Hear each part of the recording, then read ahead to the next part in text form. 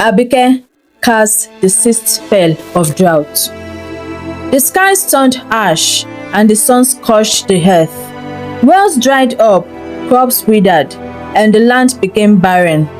Desperation gripped the village as the people resorted to drinking their own urine to survive.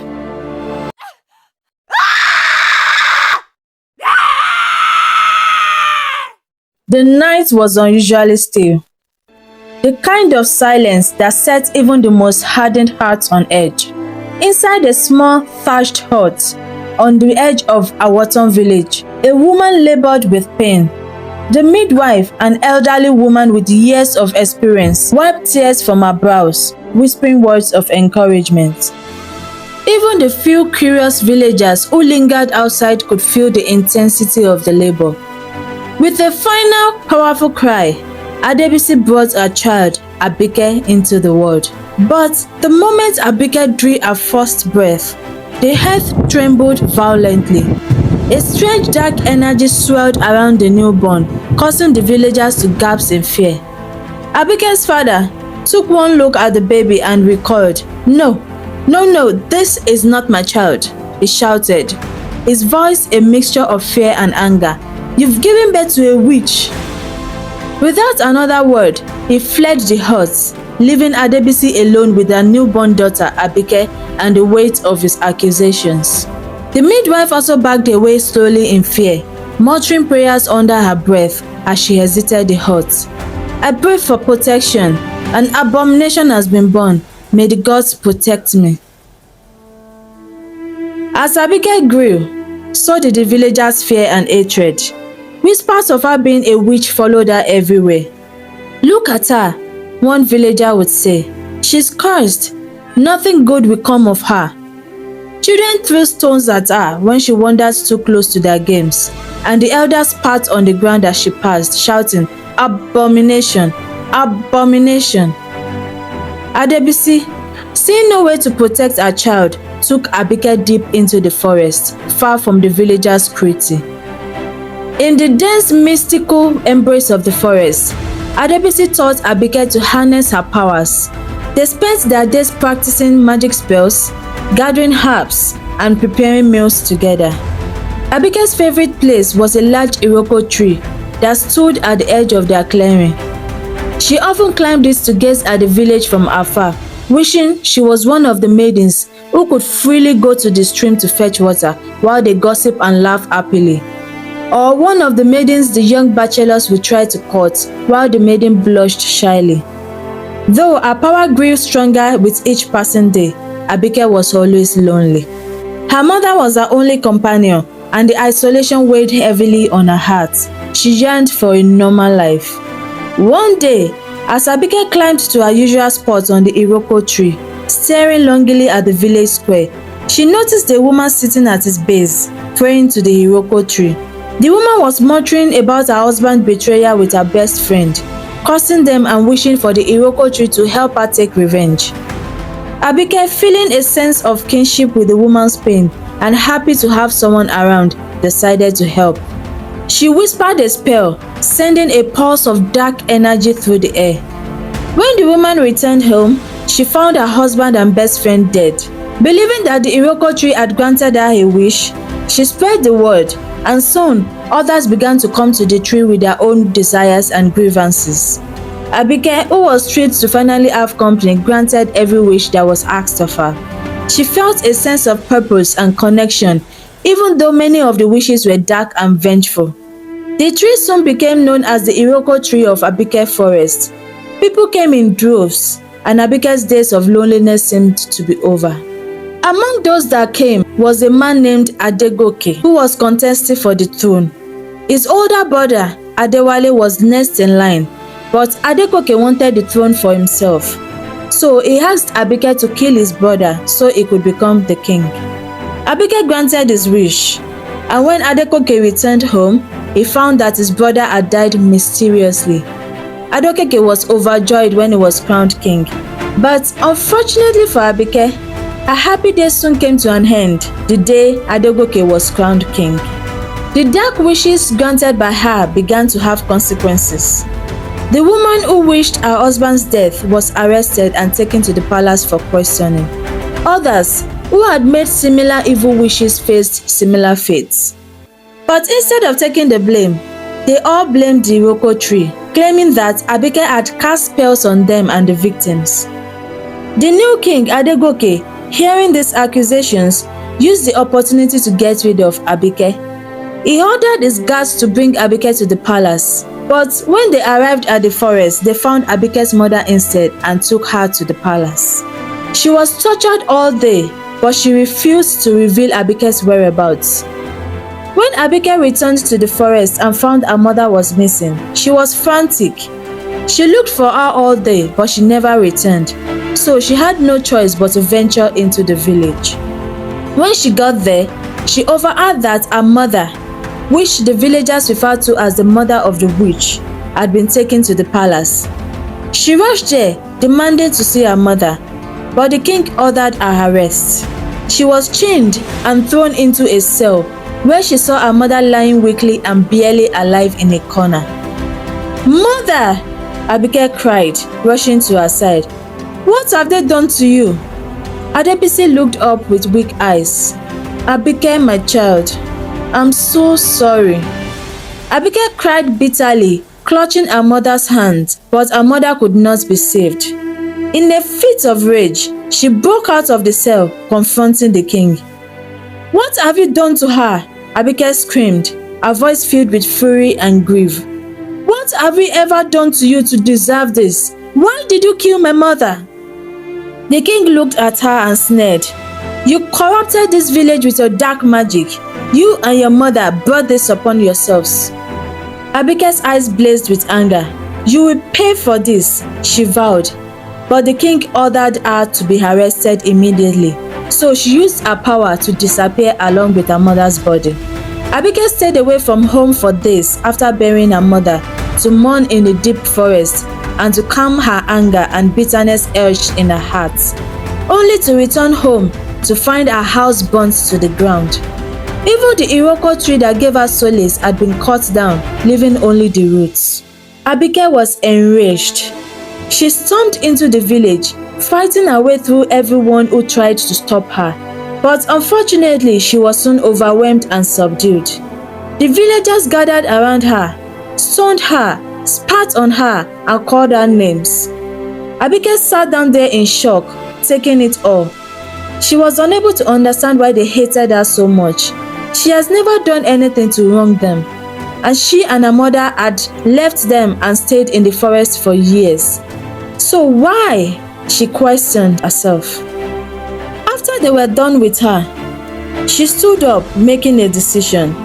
Since they already saw her as a villain, she would become their worst nightmare. Abike stomped back into the forest, her heart pounding with a mix of rage and sorrow. The memories of the villagers' cruelty and her mother's death fueled her determination. She reached the hidden grove, where she had secretly practiced the forbidden spell her mother had warned her against.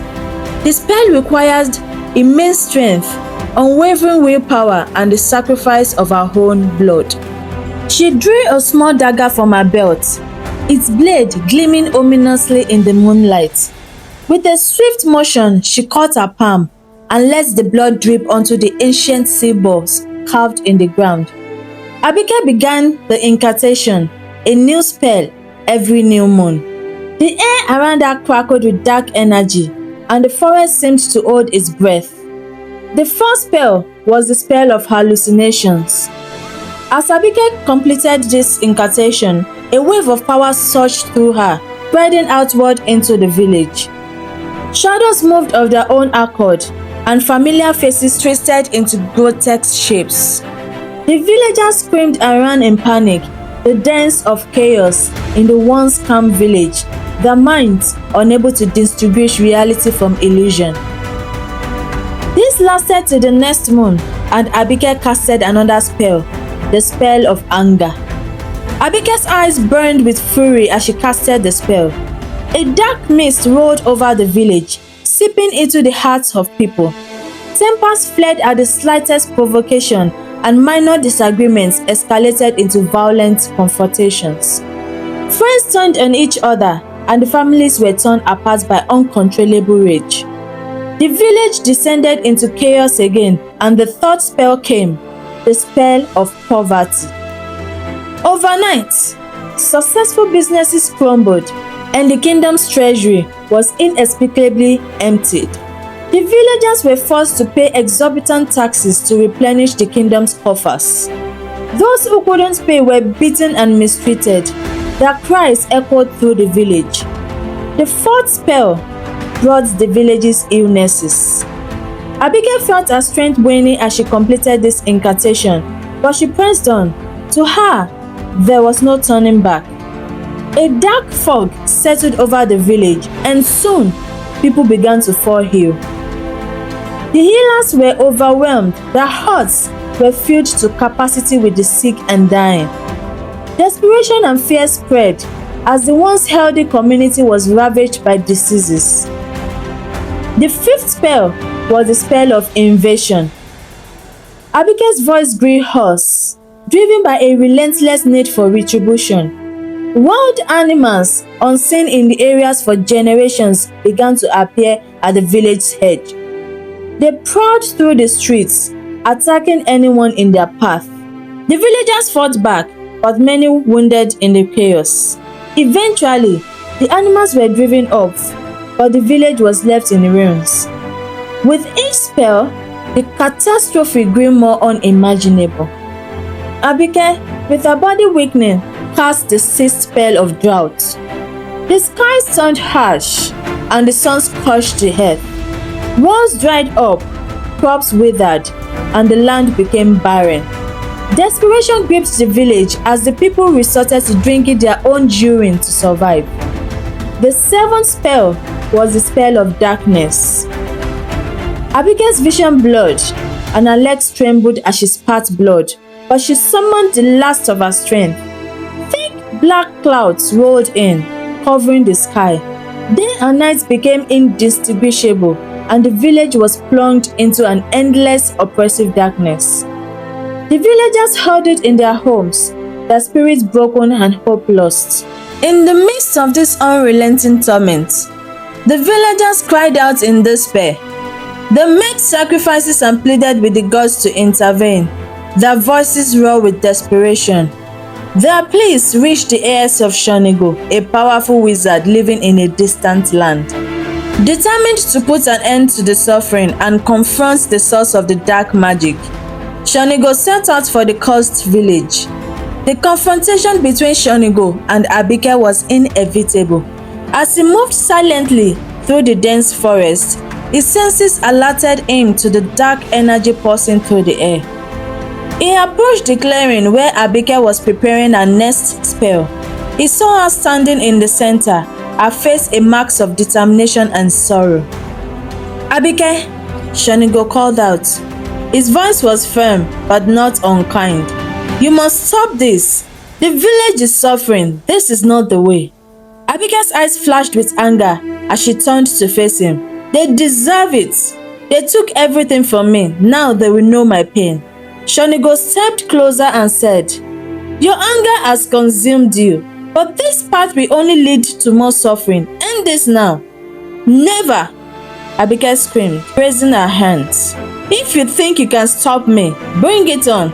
I will not go down without a fight." Shanigo nodded solemnly, accepting the challenge.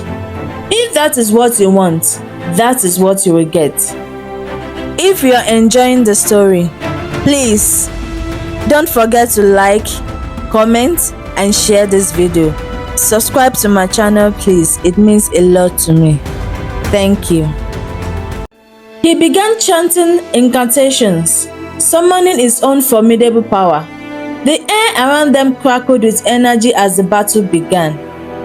Abike was the first to strike, unleashing a torrent of dark energy towards Shanigo. He countered it with a shield of light, deflecting her attack and sending a wave of energy back to her. Abike dodged gracefully, her movements fluid and precise. The forest became a battlefield, the sounds of their clash echoing through the trees. Abike conjured vines from the ground, attempting to ensnare Shanigo. but he responded with a blast of fire, burning the vines to ashes. He then summoned a gust of wind, trying to knock her off balance, but Abike stood her ground, using a counter spell to calm the winds. They circled each other, their eyes locked in a fierce stare. Shanigo raised his hand, calling down a bolt of lightning aimed directly at Abike. She countered it with a shield of dark energy, the coalition of forces creating a thunderous explosion that shook the ground. Abike retaliated by summoning spectral wolves, their ghostly forms snarling as they lunged at Shanigo. With a wave of his hand, he transformed the wolves into harmless butterflies, which floated away into the night. Undeterred, Abike conjured a storm of sharp icy shards, sending them hurtling towards Shanigo. But he raised a barrier of air, and the shards shattered against it harmlessly. The intensity of the battle grew as minutes turned into hours. Both combatants were pushed to their limits, their powers crashing in a spectacular display of light and dark. The forest around them bore the scars of their fights. Trees were uprooted and the ground was crushed. Shanigo, panting and drenched in sweat, raised his hand one last time. "This ends now, Abike," he said, his voice mixed with exhaustion and determination. "Never," Abike replied, her own strength waning and body broken from previous spells. But her resolve was unbroken. She summoned the last of her energy, preparing for one final decisive strike. As Abike unleashed her most powerful spell, a wave of dark energy surged towards Shanigo. He met it with his own spell, a blinding flash of light. The two forces collided in a brilliant explosion, the shockwave flattening everything in its path. Both Abike and Shanigo were thrown to the ground, their bodies trembling from the exertion. For a moment, there was silence. The forest seemed to hold its breath, waiting to see who would rise. Shanigo slowly got to his feet, his eyes filled with sadness as he looked at Abike, who lay on the ground exhausted and defeated. He approached her cautiously, leaning by her side. "It's over, Abike," he said gently. "You've done enough." Shanigo sat down on a fallen tree trunk, his breathing still heavy from the intense battle. The forest, once teeming with dark energy, now felt eerily calm. He looked at Abike, who lay on the ground exhausted and broken. Her eyes, once filled with fierce determination, now shimmered with unshed tears. "Abike," Shanigo began gently, his voice a soothing balm to her tormented soul. "Why did you do all this? Your actions has caused many people harm, and many people have lost their lives. Many families were torn apart. Why did you have to go to this length?" Abike struggled to sit up, her body aching from the strain of the spells she had casted. With a deep breath, she began to tell her story. She recounted how the villagers shunned her, branding her a witch. Tears streamed down her face as she described the years of isolation, living in the forest with her mother, the only person who loved her. She spoke of the day her mother was taken by the palace guards and how she found her lifeless body in the palace cell. Her voice broke as she relived the moment the villagers threw stones at her and burned her house. Shanigo listened intently, his heart aching for the young woman who had endured so much pain. When she finished, he was silent for a moment, processing her words. "Abike," he said softly, "I understand your pain. The villagers wronged you terribly, and their actions led you to this point. But revenge only breeds more suffering." Abike looked at him, her eyes filled with a mixture of sorrow and bitterness. "They deserve it," she said bitterly. "They killed my mother and blamed me for everything." Shanigo nodded. "Yes, they did terrible things, but by using your powers for vengeance, you've caused even more harm. Innocent people have suffered because of your actions. The heart of a human is indeed capable of great evil, but it can also be capable of good. You have to give them a chance to change. Abike shook her head. I can't forgive them. Shanigo sighed deeply. I understand, Abike, but you have two choices.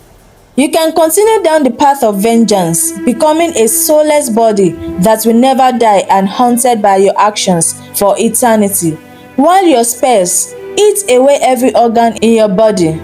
Or you can choose to pay for your sins, bring an end to this cycle of suffering, and be remembered as a lonely god of the forest. Abike looked down sadly. She felt the weight of Shanigo's words, the truth in them cutting through her anger. If I choose to perish, she said slowly, I want to take the king with me, the one who killed my mother. Shanigo nodded solemnly and said, such a king is not fit to rule. If that is your condition, I will honor it. With a heavy heart and trembling body, Abike stood and began to chant incantations. Her voice was steady despite the tears streaming down her face as she thought about how sad and meaningless her life had been and how her mother had suffered injustice. A dark wind swirled around her and the ground beneath her began to crack open. At her last moment, she wished she had been born at a different time, in a different land as an ordinary person. A time in which superstitions hold no value and power. A land where everyone is accepted for who they are, and an ordinary person who would not need to carry the burden of being different. The dark wind swirling around her increased in intensity, and the crack became wider. Shanigo watched as Abike's form slowly faded along with her tears as she disappeared into the earth forever. A stump remained, marking the spot where she had stood. At the same time in the palace, the king cried out in pain. His body convulsed and disappeared, leaving no trace behind. The forest became known as the Forest of Abike, and the stump left behind kept both humans and animals at bay. Life in the village slowly returned to normal, but Abike was remembered as the lonely god of the forest for all eternity. Do you think Abike's actions was uncalled for, or do you think her revenge was too much? Let me know what you think in the comment section. Thank you for watching. See you in my next video, and bye bye.